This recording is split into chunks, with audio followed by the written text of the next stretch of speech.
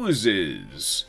The category of creatures including slimes, jellies, puddings, and other amorphous creatures. Not only a category of interesting monsters that have fun mechanics, but also a lovely tool when you're doing some environmental storytelling. Why are there oozes here? Did somebody have a gelatinous cube that's cleaning the hallways on purpose? Or was there some ancient battle where a dragon died and oozes rised up from their evil remains? I love them because they can be used in a plethora of puzzles and a staggering amount of gimmick combat encounters. So today I'm going to be talking about Ooze Miniatures and how to make your own simple ones out of hot glue. Nowadays, there's a wide selection of painted and unpainted oozes out there ready for your D&D table. Some of these are quite reasonably priced, especially if you consider that many of them are in translucent resin and other plastic materials, which are a bit of a pain to craft yourself. At the time of this video recording, the best secondary market values for oozes would have to be the Dragon Blood Ooze and the OCHRE Jelly, both large miniatures, very vibrant, clear material. Look for sales on these on eBay, Cool Stuff & Company, and Miniature Market. Reaper Miniatures also puts out a tremendous variety of clear miniatures, including this excellent gooey gelatinous cube.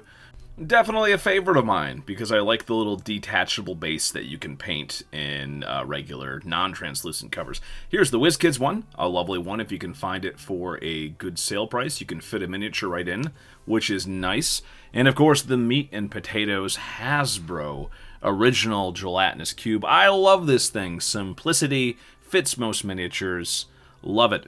And of course, because I like gelatinous cubes so much, I ended up making my own.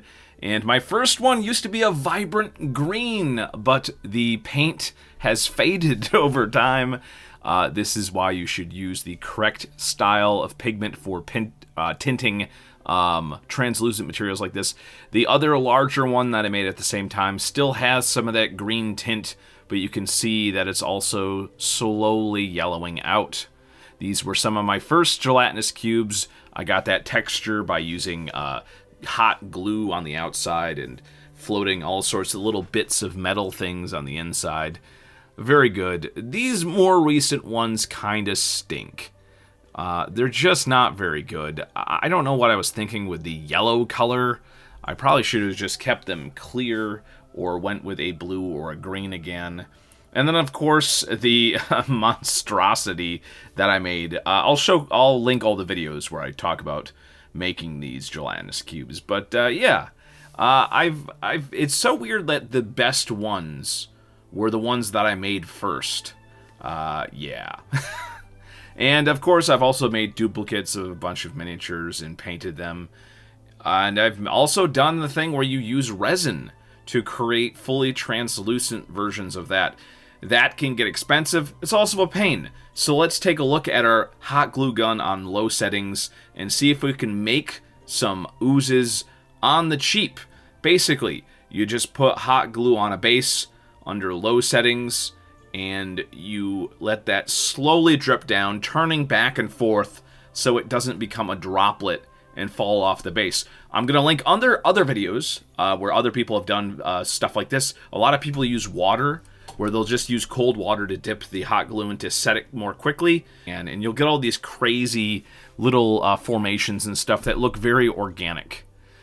Which is a bit of a pain because only one of these oozes actually kind of looked like a dragon blood ooze, which is something I really wanted to do.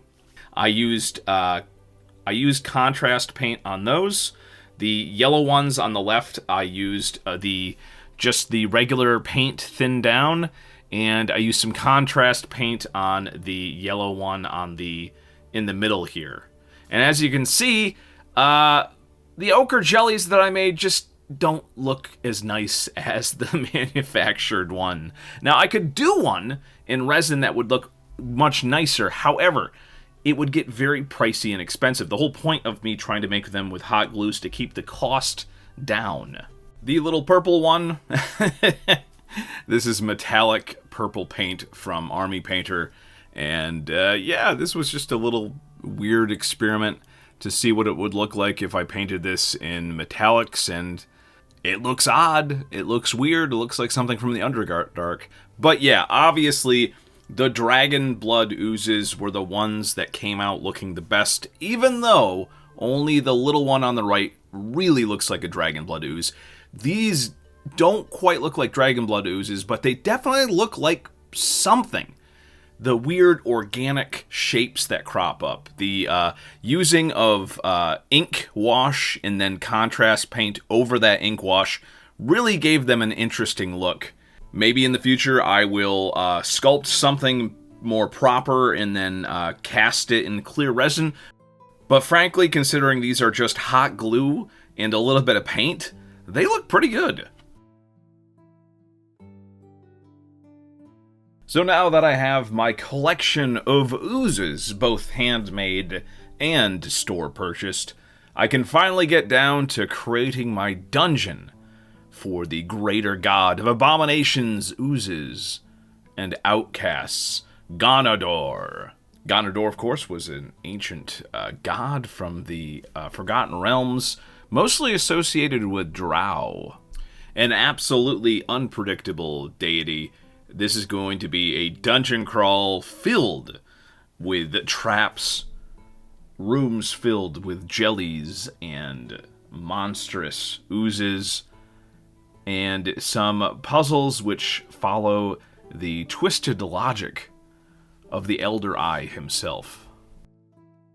Hey, thank you for watching the video. I've been incredibly busy lately, and I've not been able to do the Goodwill thrift store crafting videos that I've really wanted to be able to do. I see channels like Black Magic Craft redoing some of their earlier videos, and I think that's something I really need to do too.